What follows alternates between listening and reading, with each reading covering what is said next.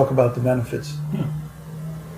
I have a list of them right here. A long list. The reason I'm laughing, it's such a long list. Once we got started, it's like we almost didn't know where to stop. So we're going to go through as much of these as we have time for. But believe me, it's a huge list. So we want to talk about the most important benefits. Well, what would you say is the most important benefit, Ronnie? Well, they're all good, but the freedom to be who you really are in life is a major benefit. Yeah. Stop faking. Everyone puts up these false faces to face the world, because when they tried to show their authentic self, they were criticized or hurt. So everyone I know has barriers put up between them and the world. Yeah, and we give you permission to be yourself in the seminar, and we show you how to be yourself without hurting yourself or others, leaving space for others to be their selves. That's one benefit. Another benefit is you hear people talk about energy, and it sounds like woo-woo, mystical stuff. But this seminar gives you the ability to experience both yourself and others as energy. We're not hard-edged bag of bones rattling around in some kind of material space. Einstein proved that, but still we are stuck in this old philosophy. Mechanical Newtonian physics happening in Cartesian space, if you know what we're talking about. Einstein demolished that idea. Everything's a process. We're here to demolish it further. Really, everything is energy. For all time. Everything is an exchange of energy. And once you understand the dynamics of that and start living it, that's when the fun begins. Yeah. That's we're when you're in not a special world. Just an object. We identify with this body, or more precisely, what we think about this body, or what others think about this body. But that's not really who we are. Who we are is more like energy, more like space-time, more like a space where stuff shows up. Some people call that consciousness, but we don't want to bring in all of the associations of that term because we don't like them. They're not correct. Most people's idea of consciousness is very bogus. It's reductionistic. It's from that same space of physical science that Einstein disproved. So what we want to do is bring in a whole new terminology, a whole new way of looking at things, a whole new way of being and experience. And when you experience that, you're going to say, oh my God, I didn't know this was possible. We are the ones experiencing being in this body. That's a good idea. That sure is better than being a body. Bodies have all kinds of things wrong with them. They get sick, they die, they're imperfect, they smell funny. Sometimes we want to use the body as a tool, and we want to be in our bodies. It's a great tool. Fantastic. You can do all kinds of things with it. But we don't want to be our bodies because we're not. We're something beyond this body. And that's just the beginning. What about some of the other benefits, Ron?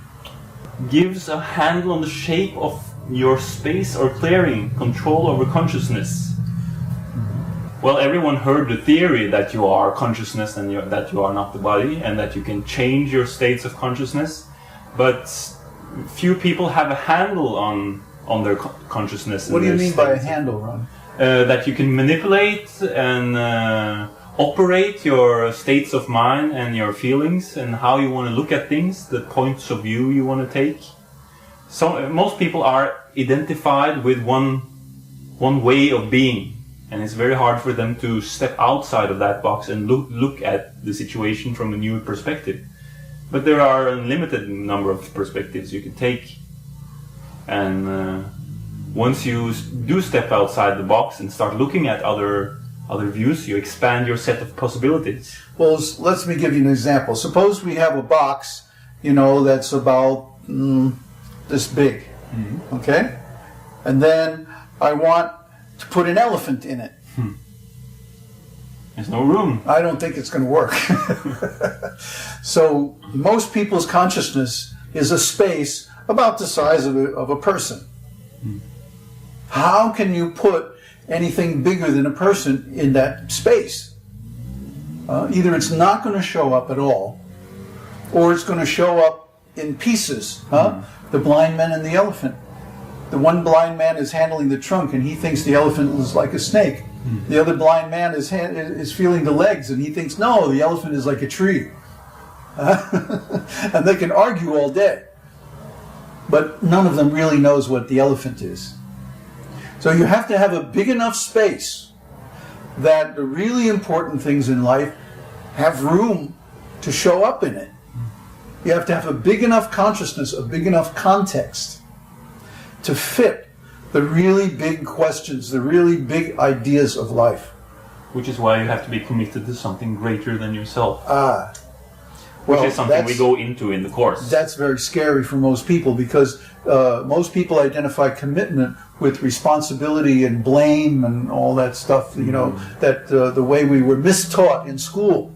Well, this is not like school. Yes, it's a course. Yes, it's a training. But it's more of an experiential seminar, like a graduate seminar in graduate school, where it's not like they give you a bunch of information, but they give you access to tools. And then you use those tools to do your original work. See? But we trust you enough to give you powerful tools so that you can do the work to become whatever you want to be and do whatever you want to do with your life. We don't judge that. We don't try to limit it or control it in any way. It's up to you. We simply give you the tools, give you the handle. We turn you into a scientist, and then you can start doing research into your own existence. Oh, I already have my white coat. One of the things we also share with people is the value of commitment. The commitment means keeping your promises, that's all. And integrity is all about not only keeping your promises, but how to deal with it when you can't keep your promises, when you can't keep your word. See, there's a way to deal with that. And we go into all the ramifications of what that means in great detail. Instead of morality, which is very limiting and judgmental and separate, it makes separations between people, leads to judging and all that kind of stuff. We don't subscribe to a morality, but we have an ethic within our group of how we handle giving and keeping our word, and how we keep our integrity even when we can't keep our word, which if you have a game of any size, certainly is going to come up. And we also show how honoring your word is directly related to performance. So we don't do this just because we think it's a good, honorable thing to do. Well, it is kind of a cool thing to do. It's really cool, but it also has major benefits for you. Well, how would you like to increase your performance by 100%? Let's say you're dating, all right? You're dating somebody, or you're dating several people, or you're looking for somebody to date. That's your job right now. That's what you're trying to do. How would you like to double your performance, triple your performance in dating? How would you like to increase your performance to the point where you have more dates than you could possibly want to actually fulfill? Possibilities for more dates than you can even accept. See? That's what we're talking about. Being the space where dates show up. All right? We can show you how to do that. Definitely. Or we can give you the tools where you can figure out for yourself how to do it, whatever it is that you want to do. And even more importantly, we can give you the tools to so that you can know what you're looking for in a date. So that you can know if the... Who's going to be a good date? If that person is what you really want or not. Yeah, because all too often we get into relationships and then later on we find out, oh, this person has got some really weird things about them. But there are ways to be a space where exactly the type of person you're looking for shows up. Imagine how powerful that could be. What else, Ronnie? This is a good one. Direct interaction with the personified energy field and time. Now we're getting into the dynamics of the thing. How does it work? Knowing how it works gives great benefit. And also it's a lot of fun to do research on this. I've had many insights. I'm still just a big newbie, but this is a really powerful technology that will give you insights and handles on your experience. Well, if we're energy, then we see the rest of the world as energy. So how do we interact with that energy? See, that's called the energy field. Okay, we have our energy, that's us, and then we have this energy field that we interact with. So we have to understand how energy works, what it does, what it is, how it manifests, how to change it, how to move it. We know all those things.